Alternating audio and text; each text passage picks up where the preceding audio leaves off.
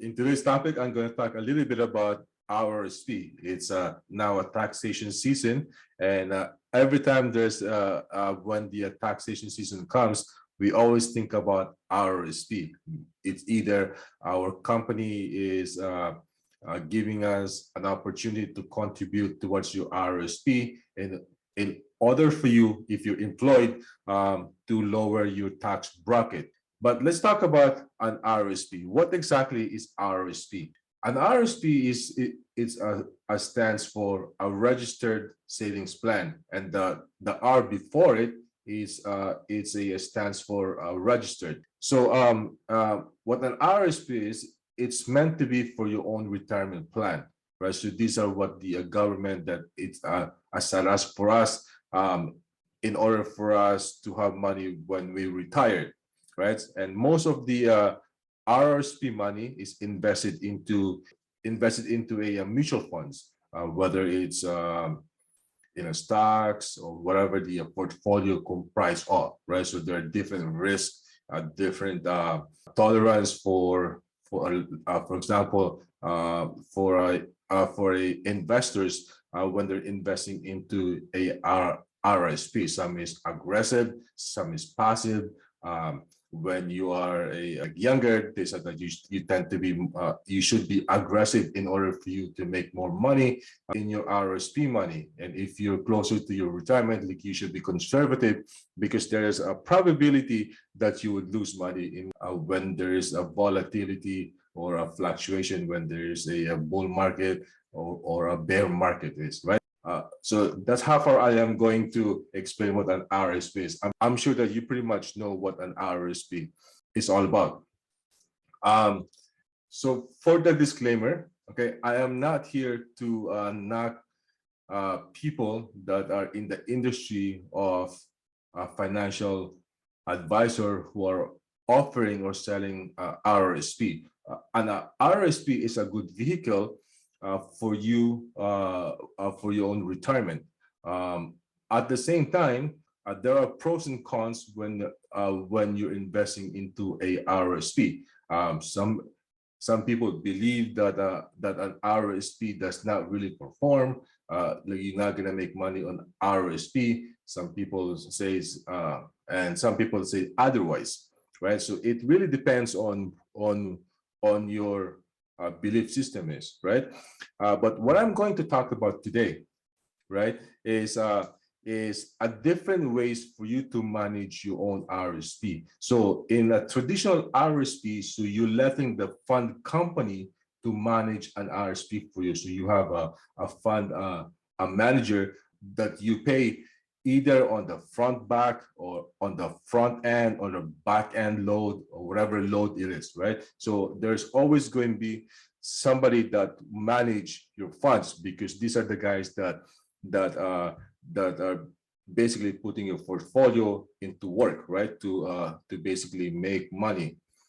So what if I was to tell you that you could manage your own RRSP money and you could probably make the same return, or if not better than what your mutual fund dealer would give you, and that is by lending your RRSP money to individual. It's called a private lending, right? Because we all thought that an RRSP money it only can be used for a first-time home buyer. So these are the premise that most people thought that it only can be used for a first-time home buyer, right? In reality, you could use your own RRSP money in many different ways. One of the ways is you could use that money to invest into a secondary property or an investment property.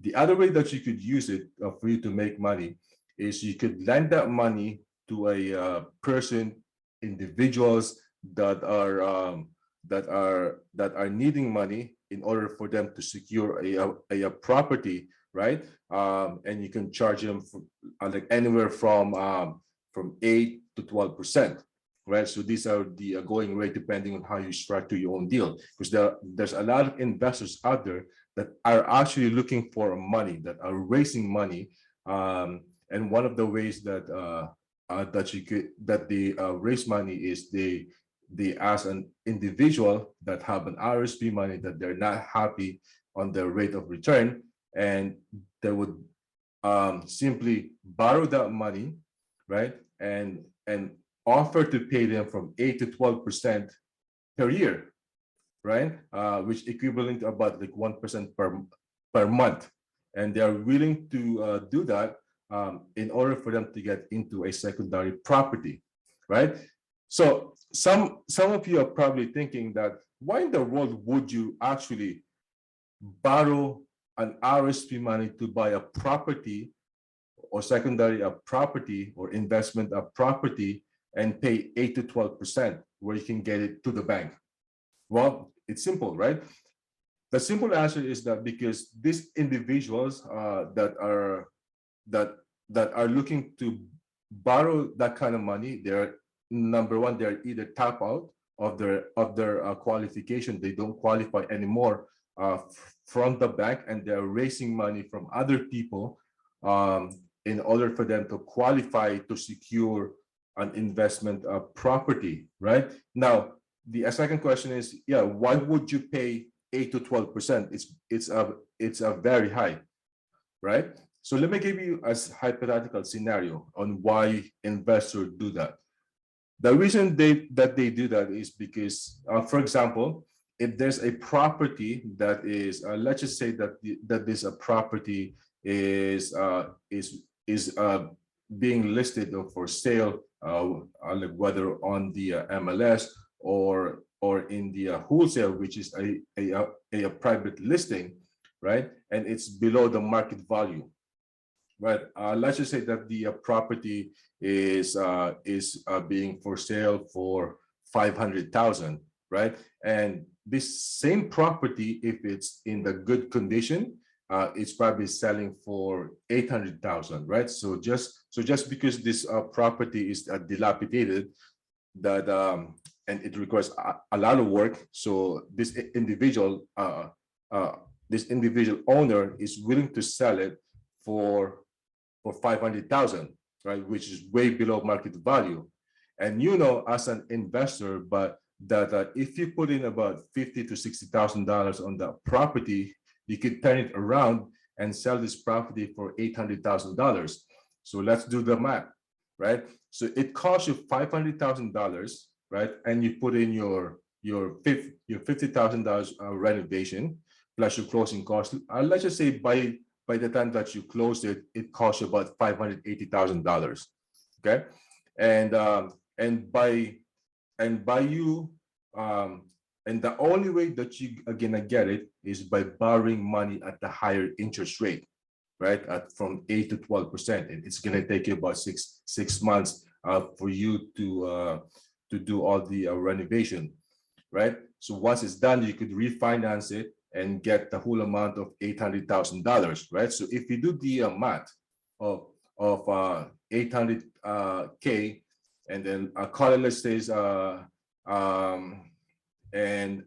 and you subtract your 580, right? So you have about $220,000 in change, right? That you could make money on by just borrowing expensive money, right? In order for you to secure a property. And this is being done, and there are a lot of people out there that are active real estate investors that are raising money, whether it's cash, your TFSA, your hard cash in the bank that you could make money on by simply lending it to other people who are in needs of money, but for when it comes to doing an investment property. So these are the ways that you could do if you have your own RSP money that you know that it's not performing, right? So I am not a financial advisor, and and I don't give advice when it comes to financials, right? But you and I know that if you look at your prospectus or your investments in the last 1 year or 2 years, right? Have a look at it if you actually are making about like 12% per year, right? And you can make your own decision if you can, if you are willing to really amp up your rate of return by doing a private lending using your own RRSP money. So having said that, there are a lot of people that would come to me and says, Alex, you're talking gibberish. This a lot of risk, and investing into a real estate is very risky.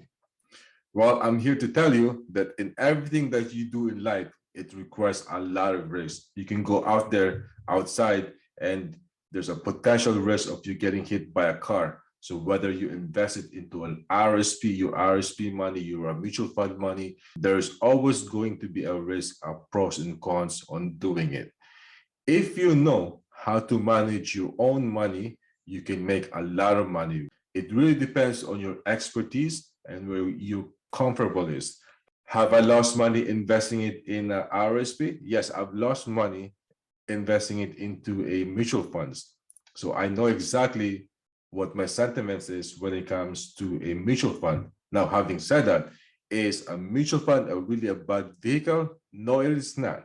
It's designed for individual, if you're a passive individual, that you don't know how to invest your own money. So these are one of the passive ways or the easiest ways for you to contribute into something for your own retirement, right? It doesn't mean that at the retirement time that you have money that you can look forward to, because inflations might eat up what you make on your registered funds, on your RRSP money. So in either case, you could make money investing into a real estate, or you could lose money investing it into a mutual fund, which is your own RRSP. Take care.